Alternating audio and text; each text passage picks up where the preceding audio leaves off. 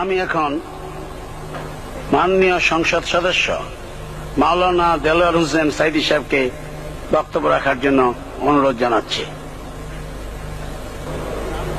নাহমাদুহু ওয়া নুসাল্লি আলা রাসূলিহিল কারীম ওয়া আলা আলিহি ওয়া আসহাবিহি আজমাইন।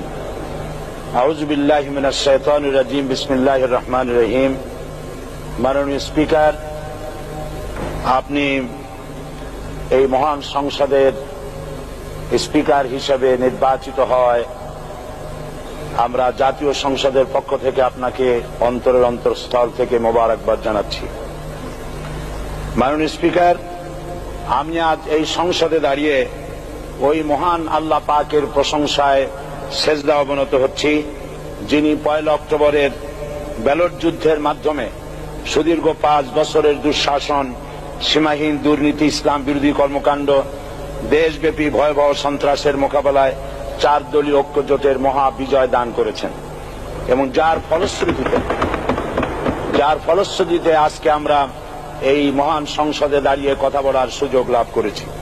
মাননীয় স্পিকার, আপনার মাধ্যমে আমি আমার অন্তরের অন্তঃস্থল থেকে দেশবাসীকে ধন্যবাদ জানাই।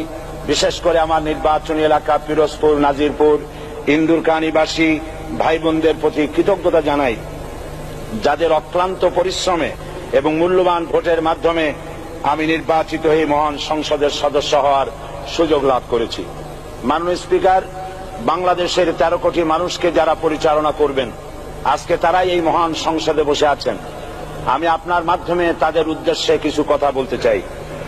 জবাবদিহিমূলক সরকার, কল্যাণমূলক সরকার ও সুস্থ প্রশাসন, এই বাক্যগুলি আমরা প্রায় শুনে থাকি। এই বাক্যগুলির অর্থ সরকার স্বৈরাচার নয়, বরং জনগণের কল্যাণে জনগণ নিকট দায়বদ্ধ সরকার, যা আব্রাহাম লিঙ্কনের ভাষায় by the people, for the people, of the পিপুল।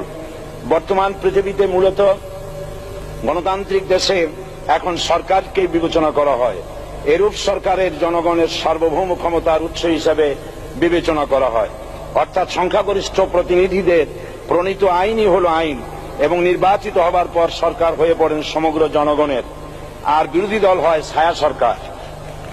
মাননীয় স্পিকার, সরকারকে সঠিক পথে পরিচালনার জন্য বিরোধী দলকে অপরিহার্য বিবেচনা করা হয়।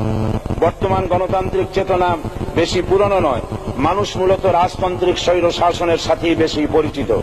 বস্তুত বর্তমান পৃথিবীতে গণতান্ত্রিক শাসন ব্যবস্থায় জবাবদিহিমূলক, কল্যাণমূলক, স্বচ্ছ প্রশাসনের যে কথাবার্তা আমরা শুনতে পাই, এর প্রথম উপস্থাপক হলেন বিশ্বনবী হযরত মুহাম্মদ রাসূলুল্লাহ।